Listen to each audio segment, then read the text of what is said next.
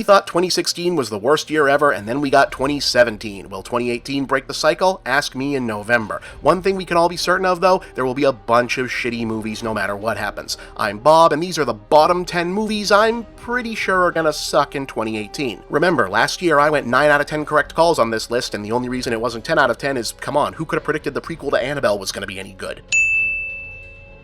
Honorable mention, Rampage. This probably isn't going to be good. San Andreas wasn't very good, and it's the same director, but I wouldn't be me if I wasn't holding out a little hope for the prospect of turning the loose backstories of vintage arcade games into big-budget movies. Plus, I like The Rock, and I want to see him get a few more movies under his belt between now and whenever he ends up taking the oath of office. The outlook isn't great, but I'll always root for a giant monster movie, and I hope to be surprised. Honorable mention, Elita, Battle Angel. This also rated an honorable mention as a maybe in the most anticipated roster, and I do think it's got an honest chance of being good, what with the interesting casting, solid design work, and the interesting stuff going on with the digitally augmented actors. And it almost has to be better than Ghost in the Shell, right? On the other hand, so far it doesn't look different enough from Ghost in the Shell, and let's face it, when Robert Rodriguez is on, he delivers classics, but when he's off, he's really off. And if this is an off, then we might be in some real trouble. I hope not, though.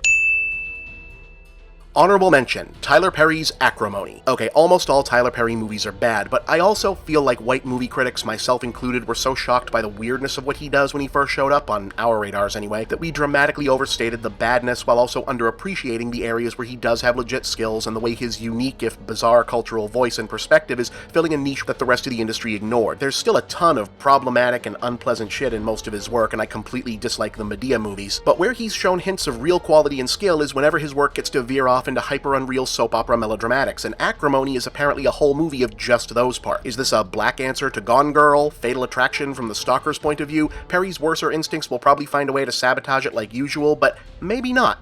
Maybe. Okay, enough playing nice. Now, the actual bottom 10 prospects.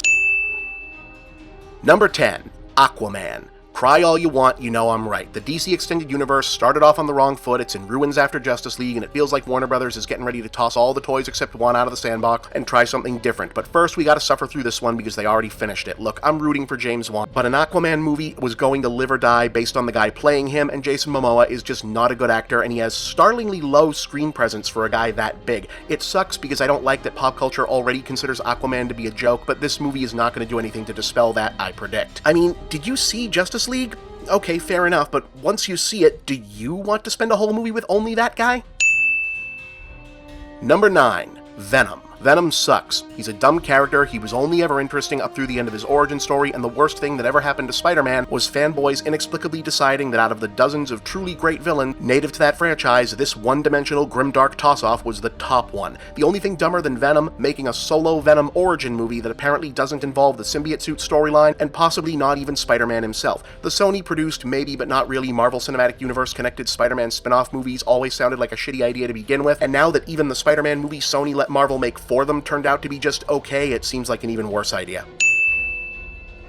Number 8, Disney's The Nutcracker and the Four Realms. Okay, so every couple of years someone remembers that Tchaikovsky's The Nutcracker music and the story it's based on are technically in the public domain and shits out a movie for easy Christmas money. They're always big, they're always bizarre, and they always suck. Supposedly, the main reason this one exists as a biggish release at all is because Disney had to bump the live-action Mulan remake to next year and popped it in its release slot, but it still doesn't answer the question of why they bothered to make it in the first place.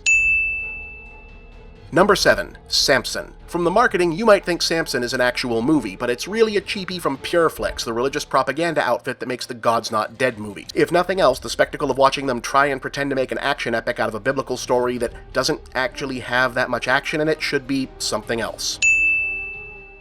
Number 6, Death Wish. I can think of almost nothing the world could use less right now than an unironic remake of Death Wish. Eli Roth is a real talent, but this kind of thing is not where his skills have ever best been served, and Bruce Willis is one of the most boring casting decisions imaginable for the Charles Bronson role, and it looks like he's literally sleepwalking through the trailer. It gets harder and harder to remember that the original Death Wish was actually a good, interesting movie that took an honest look at the obvious psychological damage suffered by its main character, and this remake just looks like one of the awful later sequels, probably closer to number 4. Number 5, Mamma Mia, Here We Go Again. It's a prequel to Mamma Mia set to ABBA's less popular songs. Next.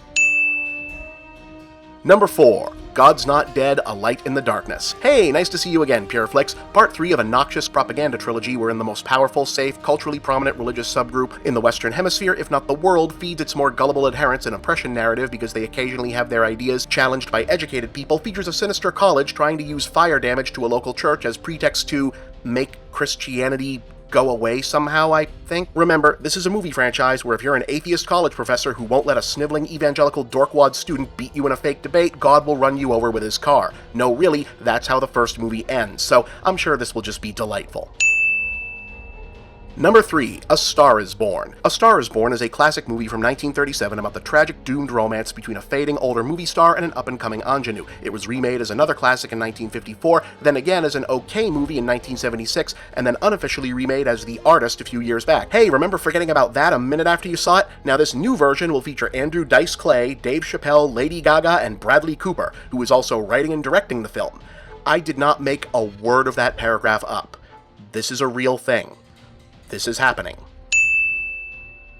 Number 2, X-Men, Dark Phoenix. The only superhero franchise sequel this year whose existence is even more pointless than Aquaman's. Yes, we've still got Deadpool 2 coming, maybe X-Force still happens, and New Mutants at least looks interesting, but we all know Marvel is going to blow up and reboot the X-Men property the minute the ink is dry on that Fox acquisition contract, and it won't be any great loss because out of all these movies, only 3 of them have ever been good all the way through and held up long term. Days of Future Past didn't stand up to repeat viewings, Apocalypse was fucking awful, and this one looks and sounds pretty dismal so far, so let's just get the goddamn thing over with. Number 1, Peter Rabbit. He was like,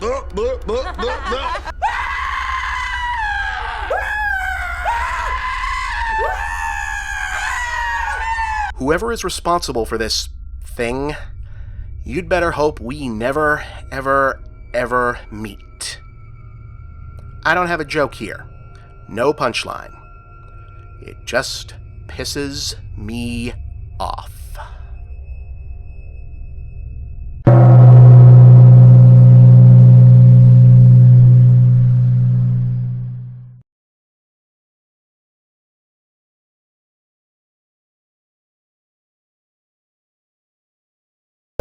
Hey gang, here's a question that keeps coming up. If your handle is MovieBob, where are your movie reviews? Well, my old reviews are in a lot of places. You'll find many of them on my YouTube channel, but you'll find the brand new ones on Geek.com, an awesome site that's also your one-stop news source for science, TV, gaming, technology, nerd culture, the works. You can find all my reviews directly by going to geek.com/author/bchipman, because that's my real name, and you can get regular updates on all my reviews and all of Geek.com's other great content by signing up for their kick-ass newsletter at subscribe.geek.com. And don't forget to also subscribe to the Geek.com YouTube channel, where you'll find the videos that accompany my reviews and tons of other great content too. Remember, that's Geek.com, the Geek.com newsletter, and Geek.com on YouTube. Make sure you don't miss out on all the latest MovieBob reviews. You can also check out my own new website, MovieBob Central, where you'll find my blog, links to all my work, and shop for my books, ebooks, and future MovieBob products. And please remember to like these videos, share them with all of your friends, and subscribe to this channel. Thank you for watching another MovieBob production.